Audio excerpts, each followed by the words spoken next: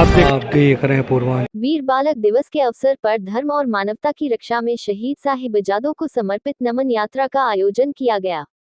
दशम पातशाह श्री गुरु गोबिंद सिंह जी महाराज की माता गुजर कौर जी और चारों साहिबजादों के बलिदान को समर्पित नमन यात्रा का आयोजन गुरुवार गोरखपुर के श्री जटाशंकर गुरुद्वारा से किया गया।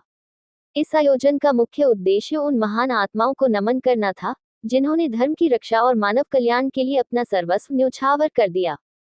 उनके त्याग और बलिदान को याद करते हुए इस यात्रा का आयोजन किया गया। ये यात्रा गुरुद्वारा श्री गुरु सिंह सभा, जटाशंकर प्रारंभ होकर विजय चौराहा, गोलघर, शास्त्री चौक, अंबेडकर चौक, छात्र संघ चौक होते हुए पैरेललगंज गुरुद्वारा पहुंचकर समाप्त हुई। जिस चीज को हम सरदार का भी सपना देखते थे और जो मेरा खुद का सपना था कि जिसे हम लोग को अलग किया गया, अलग करने वाली ताकत ने हमें बांट कर जिन्होंने सत्ताएं हासिल की, जिन्होंने देश तोड़ने की कोशिश की, जिस दवा की जरूरत थी हमें पूरा एक करने की, जिस संजीवनी की जरूरत थी उस संजीवनी को देने का कार्य मेरे प्रधानमंत्री मोदी जी और आदरणीय मेरे गुरुदेव योगी जी ने किया है। मैं अपने सिख भाइयों से पूछना चाहता हूं, पहले हम ही लोग कहते थे ना कि हम लोग गुरु तेग बहादुर जी की शहीदी है तो छुट्टी नहीं होती। आज हमारा पातशाह श्री गुरु गोबिंद सिंह महाराज जी के चारों साहिबजादे एवं माता गुजर कौर जी की शहीदी की याद में ये नमन यात्रा निकाली जा रही है। श्री गुरु गोबिंद सिंह जी के चारों साहिबजादों ने देश एवं धर्म की संस्कृति को बचाने के लिए अपना बलिदान दिया था। जब आनंदपुर किले में 9 महीने की लगातार घेरी, 10 लाख फौजियों की लगातार घेरी के बाद भी वो फतेह नहीं पा सके, तब औरंगजेब ने एक चाल चली। उसने कुरान की कसम खाई और पहाड़ी राजाओं ने गौ की माता की कसम खाई कि आप यहाँ से सुरक्षित निकल जाइए, हम आप लोग कुछ नहीं कहेंगे।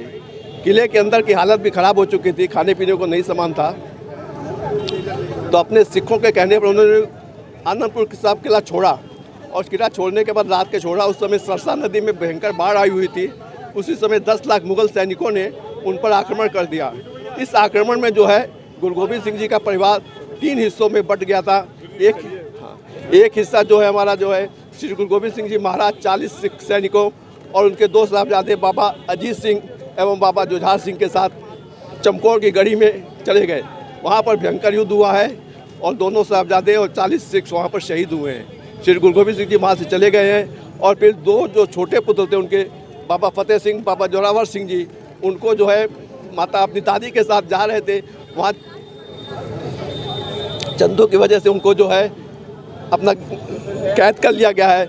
वहाँ पर उनको जो है अनेक प्रलोभन दिए गए हैं कि आप मुस्लिम धर्म स्वीकार कर लीजिए, लेकिन उन देश और धर्म की रक्षा के लिए वहाँ पर अपना बलिदान दिया। उनको दीवारों में जिंदा चिनवा दिया गया है, उनको शहीद कर दिया गया है। उन्हीं की याद में हम लोग पिछले कई वर्षों से भारत सरकार से मांग कर रहे थे कि इसको नमन दिवस घोषित किया जाए, लेकिन हम लोग पिछले कई वर्षों से प्रयास कर रहे हैं। लेकिन मोदी जी और योगी जी ने हमारे सपने को साकार कर दिया। हम लोग बहुत धन्यवाद देते हैं। उसी की याद में ये नमन यात्रा निकाली जा रही है। धन्यवाद। जसपाल सिंह, अध्यक्ष जटाशंकर गुरुद्वारे से निकलकर ये पैरेललगंज गुरुद्वारा साहब तक जाएगी।